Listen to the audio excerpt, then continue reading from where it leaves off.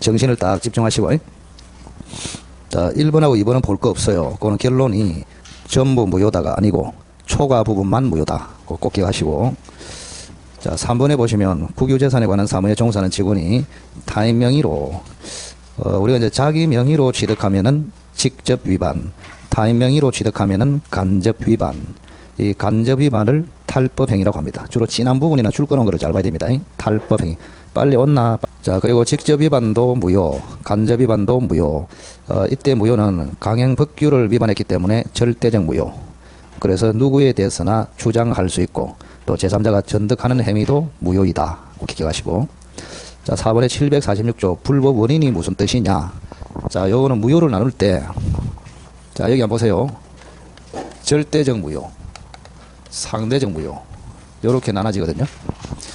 요거는 모든 사람에게 주장할 수 있다. 요거는 특정인에게만 주장할 수 있다. 그런 뜻이에요. 그러면 절대적 무효는 다시 두 가지로 반사회적 무효, 그 다음에 강행규정 위반의 무효, 요 두 가지가 있습니다. 그럼 이렇게 분류하는 이유는 반사회적 무효가 되어야 746조가 적용됩니다. 746조. 746조 뜻이 뭐더라? 불법 원인 급여. 자, 불법한 원인으로 급여한 것은 무효가 되어도 돌려받지 못한다. 반환 청구를 못한다. 그래서 4번에 불법 원인의 의미는 그 줄 끊었죠. 1번에 사회 질서에 위반하는 경우를 말한다. 103조를 말한다. 자, 이번에 따라서 강제 집행을 면할 목적.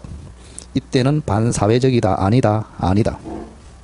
그래서 강제 집행을 면할 목적으로 명의신탁하는 것은 실명법을 위반해서 무효이지 반사회적 무효는 아니다. 따라서 불법 원인 급여에 해당하지 않는다. 맞고.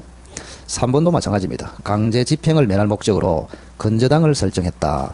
그럼 요거는 다른 행위로, 즉 허위 표시로 무효는 되지만 반사회적 행위는 아니다. 정확하게. 자, 이번에 반사회적인지 여부의 판단 시점은 법률 행위 시, 계약 체결 시. 자, 따라서 계약 체결 후에 범죄로 취득된 것을 알았다. 그럼 체결 후에 반사회적이다. 그런 뜻이거든요. 그럼 체결 당시에는 반사회적이 아니죠. 따라서 반사회적이라고 할 수 없다. 맞고. 자, 밑으로. 자, 반사회적 행위에 해당하는지 여부. 자, 1번은 많이 봤습니다. 척관계 종료를 해제 조건으로 정여. 이거는 무조건 반사회적 무효. 조건도 반사회적 무효. 정여도 반사회적 무효. 이렇습니다. 그러나 이번에 척관계를 끝내면서 첩의 생활비나 양육비를 지급하기로 했다. 요거를 척관계의 부수적인 약정이다. 이래 불러요. 그럼 척관계를 약화시키는 쪽의 부수적인 약정은 유효다. 반사회적이 아니다. 그런 뜻입니다. 자, 3번에 부정행위를 용서받는 대가로 손해를 배상함과 아울러 가정에 충실하겠다는 서약의 취지에서 처에게 부동산을 양도했다. 아니, 도대체 남편은 무슨 짓을 했기에? 부정행위도 심하게 했는갑다. 그죠? 그래서 용서해주는 대가로 마누라에게 손해도 배상하고 가정에 충실하겠다는 서약도 쓰고 부동산도 모두 처에게 주고. 그 옆에 써놔라. 처는 재벌, 남편은 폭삭. 자, 이때 처가 재벌되는 판에 부부관계가 유지된 동안에 처는 그래도 임의로 처분할 수 없다. 그 정도는 괜찮다. 그래서 반사회적이 아니고 유효다. 자, 4번에 허위 진술 조심하라 그랬습니다. 자, 그냥 진술이나 정언이 아니고 허위가 들어오면은 무조건 반사회적 무효입니다. 자, 5번은 참고하시면 되고 6번은 뭐에 해당합니까? 우리가 반사회적 행위 중에서 생존에 기초되는 재산을 함부로 처분했다. 들어보셨죠? 그 이야기입니다. 생존에 기초되는 재산의 처분 행위로서 사찰에 있어서 필요한 재산, 임야를 함부로 정의한다는 것은 생존의 기초를 침해하기 때문에 반사회적 무효다. 이런 이야기입니다. 자, 7번은 한 번도 한 적이 없습니다. 굉장히 중요합니다. 불법성 비교론. 자, 이게 무슨 말인지 한번 볼게요. 자, 갑이라는 사람이 을에게 1억을 빌려주는 계약을 했습니다. 소비 대차 계약을 했습니다. 을은 누구냐? 급전이 필요한 사람이고 요 사람은 성이 고시입니다. 고시가 뭐요? 사람이 그래 눈치가 있어야 되죠. 항상 이야기 고리 대금업자. 그죠? 고리 대금업자. 그럼 두 사람 사이에 고율의 이자를 지급하기로 약정했다. 이 말입니다. 고율. 자, 이게 설명 잘 들어야 돼. 그러면 고율의 이자를 지급하기로 하는 약정은 반사회적 무효다. 이게 판례입니다. 반사회적 무효. 자, 그러면 반사회적 무효는 양쪽의 불법이 다 있다. 이 말이에요. 을도 불법 원인으로 급여, 갑도 불법 원인으로 급여. 이렇게 됩니다. 아시겠죠? 불공정은 가해자에게만 불법이 있죠. 근데 반사회적에는 양쪽이 불법이 다 있습니다. 자, 그래서 을은 불법 원인으로 고율의 이자를 지급했지요. 그러면 을은 고율의 이자를 돌려받을 수 있을까요? 이런 이야기입니다. 반환 청구. 자, 우선은 103조가 딱 무효가 되면 몇 조가 나와야 된다고? 746조. 이렇게. 빨리 오이라. 자, 그러면 을은 불법 원인으로 고율의 이자를 지급했죠. 그러니까 원래는 반환 청구를 할 수 있다, 없다? 없어. 그럼 없다 그러면 이게 중요한 판례가 아니야. 반환 청구를 할 수 있다 했기 때문에 특이해서 이게 전원합의체 판결이단 말이에요. 자, 원래는 불법 원인으로 급여하면은 돌려받을 수 있다, 없다? 없어요. 근데 여기는 돌려받을 수 있다고 판례가 있다. 전원합의체로. 자, 왜 그러냐? 자, 갑에게도 불법이 있고 을에게도 불법이 있어요. 그런데 갑의 불법은 이만해. 을의 불법은 요만해. 양쪽의 불법을 비교해보니까 너무나 이게 큰 거야. 불법이. 아시겠죠? 그때는 을에게는 불법이 없는 것처럼 다뤄버리겠다. 이게 대부분입니다.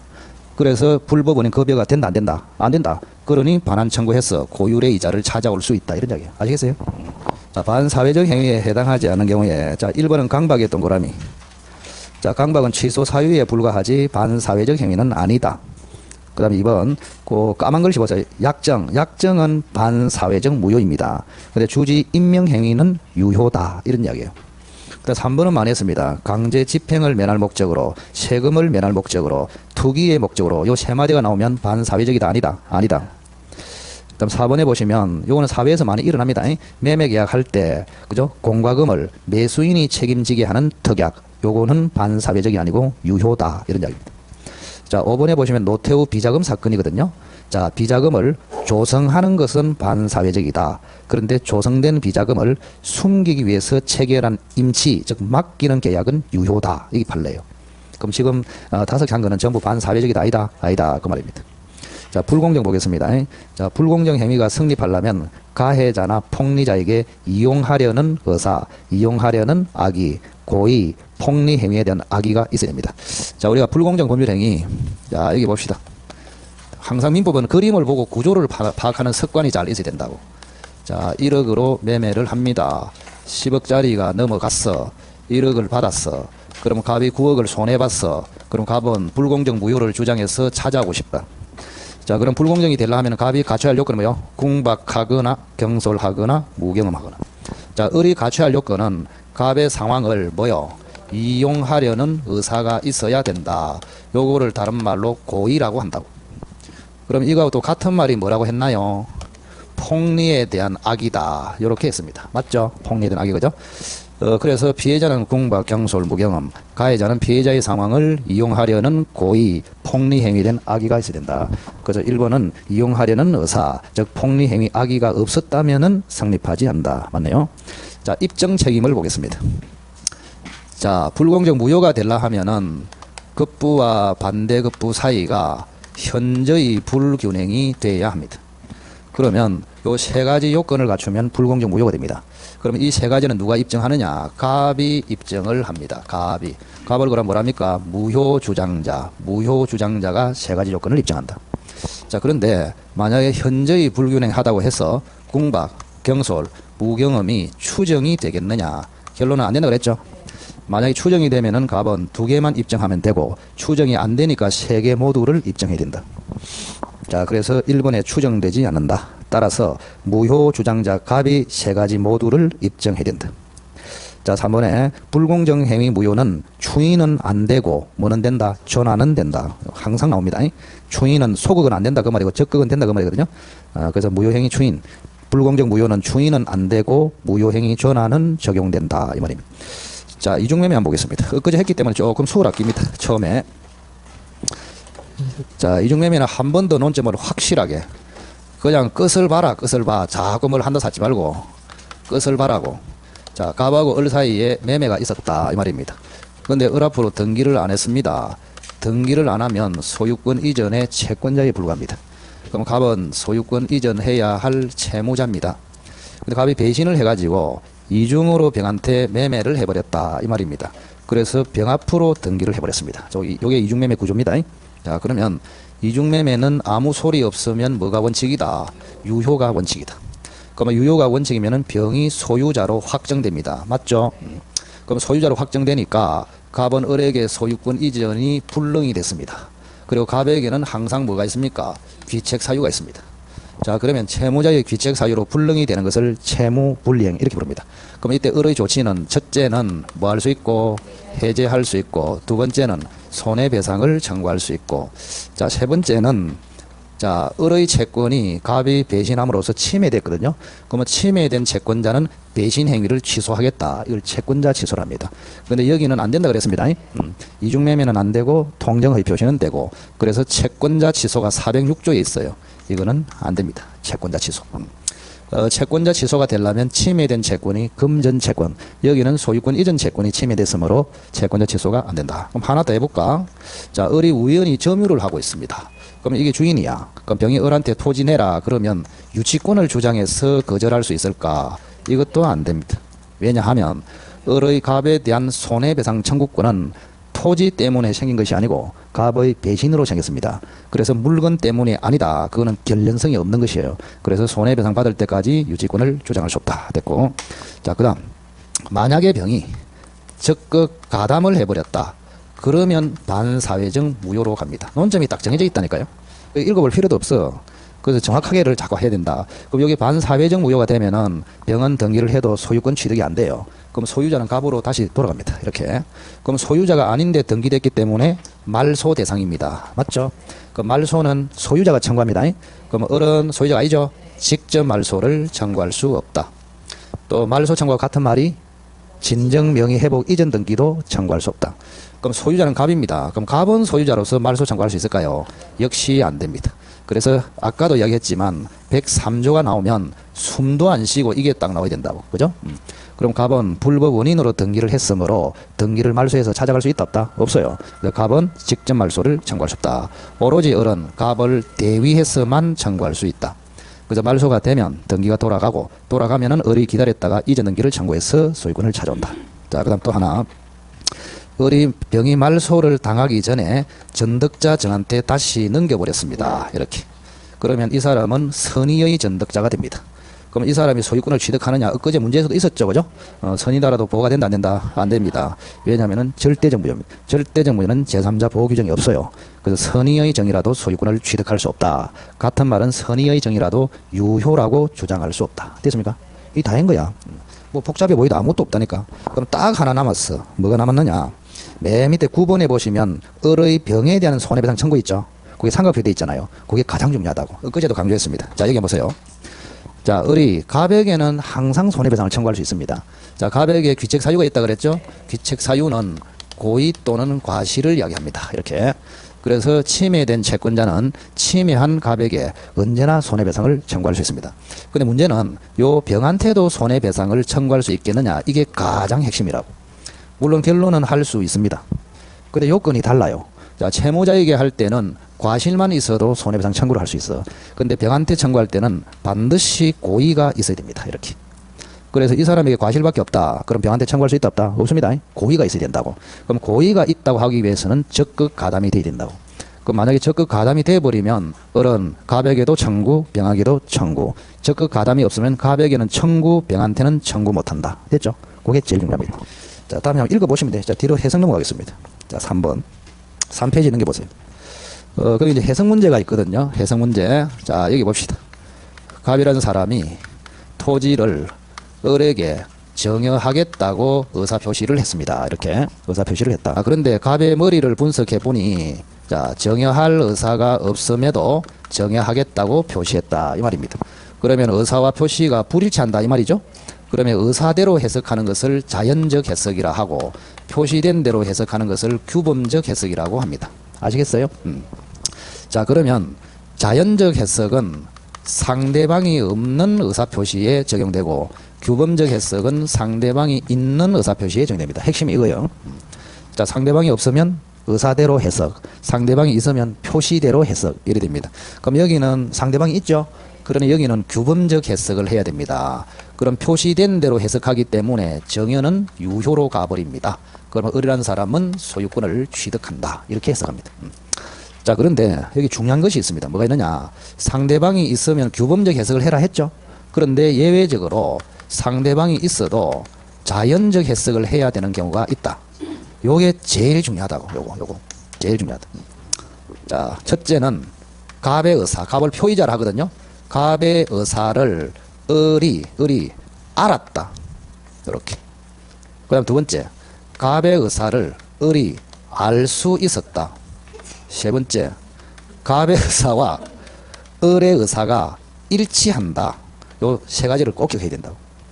그래서 자연적 해석을 하는 경우는 총 4개입니다. 상대방이 없을 때, 상대방이 있지만 세 가지 경우. 갑과 을 사이의 의사가 일치한다. 갑의 의사를 을이 알았다. 갑의 의사를 알 수 있었다. 그 말은 을에게 잘못이 있다. 이런 이야기입니다. 을에게 잘못이 있으니까 갑의 의사대로 자연적 해석을 해준다고. 아시겠죠? 그래서 우리가 여러분이 오표시 무효의 원칙은 여러분이 오히려 쉬워요, 지금은. 근데 이론적으로 다음 중 자연적 해석하는 것을 골라라. 규범적 해석하는 걸 골라라. 이게 더 어렵다니까, 해보면은. 자, 자연적 해석은 다시 몇 개다? 4개. 상대방이 없을 때, 상대방이 있지만 표의자 의사를 상대방이 알았거나 알 수 있었을 때, 또 두 사람의 의사가 일치했을 때, 이때를 우리는 오표시 무효의 원칙이라 합니다. 오표시 무효의 원칙. 요렇게. 이거 조심해야 됩니다. 제가 조심해야겠다. 자, 그러면 여기 한번 보실까요? 오표시 문제 좀 이따 나오니까. 자, 1번에 보시면 표의자의 진정한 의사를 알 수 없다. 이렇게 돼 있죠? 자, 그러면 그 자연적 해석을 할까요? 규범적 해석을 할까요? 국어 실력 테스트입니다. 자, 우선 여기 잠깐 보세요. 의사대로 해라. 의사를 다른 말로 진이라고 합니다. 또 진이를 다른 말로 내심적 효과 의사라고 합니다. 말이 어렵다 이 말이에요. 말이. 예? 의사대로, 진이대로, 내심적 효과 의사대로 해석하라. 이걸 자연적 해석. 그 다음 표시대로 해라. 그 다음에 표시상의 효과 의사대로 하라. 또 표시로부터 추단된 별짓 합니다. 추단된 효과 의사대로 하라. 이거를 우리는 규범적 해석이라 합니다. 판사가 말을 어렵게 쓴다 그 말이에요. 다시 한번. 의사대로, 진이대로, 내심적 효과 의사대로. 자, 의사대로, 진이대로, 내심적 효과 의사대로, 자연적. 표시대로, 표시상의 효과 의사대로, 표시로부터 추단된 효과 의사대로. 그러면 규범적 해석. 아시겠죠? 자, 그럼 1번. 표의자의 의사를 알 수 없다 그랬죠? 자, 여기 보세요. 표의자의 의사를 알 수 있었다면 자연적이잖아요. 그럼 알 수 없었으니까 규범적 이리 간단 말이에요. 아시겠어요? 그래서 1번은 규범적 해석을 해야 되기 때문에 표시 행위로부터 추단된 의사, 즉 표시상의 효과 의사를 해석해야지 내심의 효과 의사를 해석하는 것은 아니다. 이런 이야기입니다. 그래서 이 말이 어렵기 때문에 조심하라고. 자, 이번에 타인 명의로 계약을 체결했다. 자, 요것도 했는데 여기 잠시 보세요.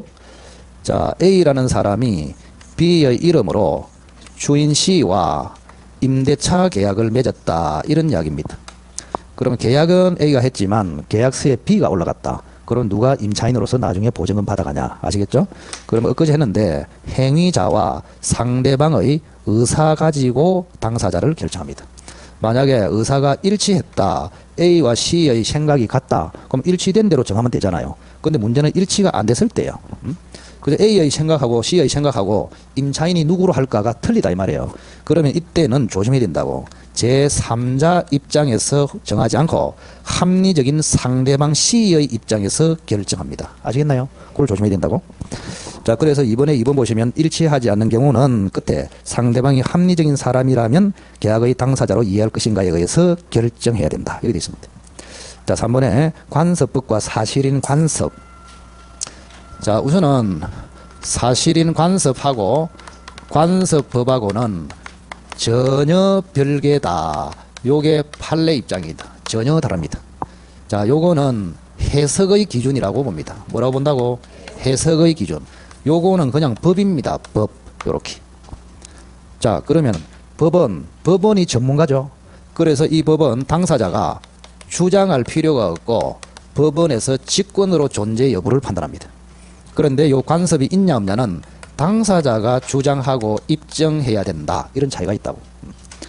자, 관습은 법원에서 직권으로 판단하는 것이 아니고 당사자가 주장해서 입증해야 됩니다. 근데 관습법은 법이기 때문에 법원에서 직권으로 인정을 합니다. 그 차이를 딱 기억하시면 됩니다. 자, 오표시무의 원칙 연습해 봅시다. 오표시무의 원칙. 여기는 이제 끝에 보면 물음이 좀 희한합니다. 병은 Y 토지상의 갑이 건축한 건물의 철거와 Y 토지 인도를 청구했다. 청구는 인용될 수 있는가? 자, 이게 왜 이렇게 출제했느냐 하면은 혹시 오표시무의 원칙은 여러분이 잘 알고 있어. 오표시무의 잘 알고 있는데 조금 어렵게 나려면 표현을 바꿔버린단 말이야. 그럼 요게 예전에 사법고시 주관식으로 나온 문제입니다. 이게 인용될 수 있는가 이렇게. 자, 연습해 봅시다. 별거 아니야. 금만 안 내면은 아무것도 아니다. 자, 여기 보세요. 갑하고 을이 매매를 합니다. 그런데 X 토지로 매매하기로 의사가 일치했는데 깜빡하고 Y 토지로 계약서에 적어버렸습니다. 그러면 등기는 그죠? 계약서대로 등기되겠죠? 이렇게. 그리고 을은 신속하게 병한테 다시 Y 토지를 팔아먹었다. 이게 기본적인 그림이야. 자, 그러면 여기는 의사가 일치하고 있죠? 그러면 의사가 일치하니까 자연적 해석을 한다 이 말입니다. 그럼 의사대로 효력을 줘야 되거든요. 그러면 X 토지에 성립하고 Y 토지는 성립하지 않습니다.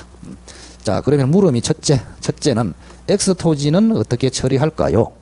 자, X 토지는 매매가 성립되었죠. 그러니 을이 갑에게 이전 등기를 청구해서 소유권을 가져올 수 있습니다. 그 다음 Y 토지는 어떻게 처리할까요? 자, Y 토지는 매매가 없죠. 등기가 됐죠. 원인무효로서 말소 대상입니다. 이렇게. 그러면 을은 Y 토지에 대해서 소유권을 취득할 수가 없습니다. 이렇게. 그래서 Y 토지는 갑이 을에게 말소를 청구해서 갑이 찾아갈 수 있다. 이런 이야기입니다. 찾아갈 수 있다. 오늘은 병은 어떻게 되느냐. 이렇게. 자, 지금 병은 권리 없는 자로부터 넘겨받았죠. 그러면 제3자 보호규정이 있으면 취득하는데 눈을 씹고 봐도 제3자 보호규정이 없어요. 그러면 Y도 소유권 취득을 못한다. 그래서 Y 토지는 말소, 회복 이렇게 됩니다. 자, 그럼 물음이 맨 뒤에 읽어보세요. 뭐라 되어 있는지. 여기 보세요. 등기는 지금 병 앞으로 돼 있지만 토지는 아직 갑이 점유하고 있단 말이에요. 이렇게. 그럼 갑이 여기다가 건축을 해버렸다고 이렇게. 그래서 조금 어렵게 내면 이렇게 낼 수 있다니까. 이렇게. 자, 등기는 병 앞으로 됐지만 토지는 여전히 갑이 점유하고 있다. 그래서 갑이 토지 위에 건물을 짓죠. 그만 물어봅시다. 그러면 자, 토지는 병의 토지입니까? 갑의 토지입니까? 갑의 토지지. 이 사람은 Y 토지 소유권을 취득 못한다 그랬잖아요. 그럼 갑은 자기 토지에 건물을 짓잖아요. 괜찮잖아요. 그런데 병이 갑에게 철거 청구, 토지 인도 청구 됩니까? 안 됩니까? 안 되지. 그냥 인용될 수 있는가? 안 된다. 이래 되지. 그죠? 그 물음에 따라서 약간 수준이 높아져 버린다. 이 말입니다. 자, 그래서 그 4번에 보시면 따라서 병은 갑을 상대로 철거 및 토지 인도를 청구할 수 없다. 그게 결론입니다. 왜? 병은 땅 주인이다. 아니다. 아니다. 아니기 때문에 땅 주인도 아닌 놈이 남의 땅에 갑의 땅에 갑이 건물을 짓는데 철거해라. 인도를 청구해라. 그거 미쳤죠. 그죠? 그래서 4번이 결론입니다. 나머지는 다 한 거예요. 그죠? 너무 쉬워. 자, 한번 읽어보시면 되고 5번의 규범적 해석. 자, 거기 제목 진한 것만 읽어보면 돼요. 여러분들은.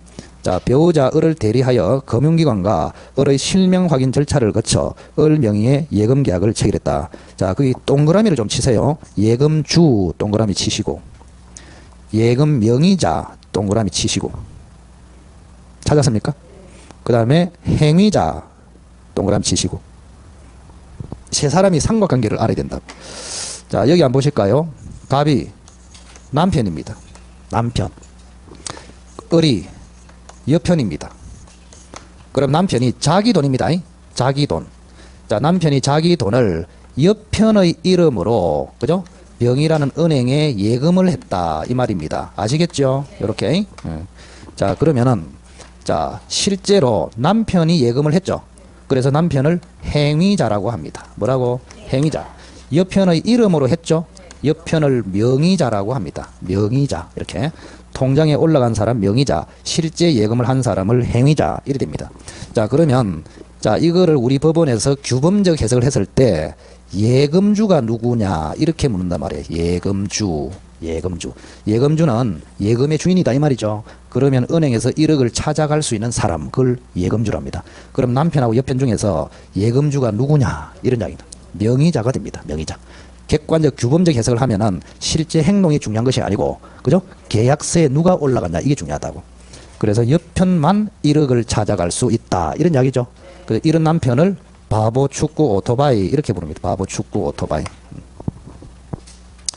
그래서 남편이 여편의 이름으로 예금을 하면 여편만 법적으로 예금을 찾아갈 수 있습니다. 오케이?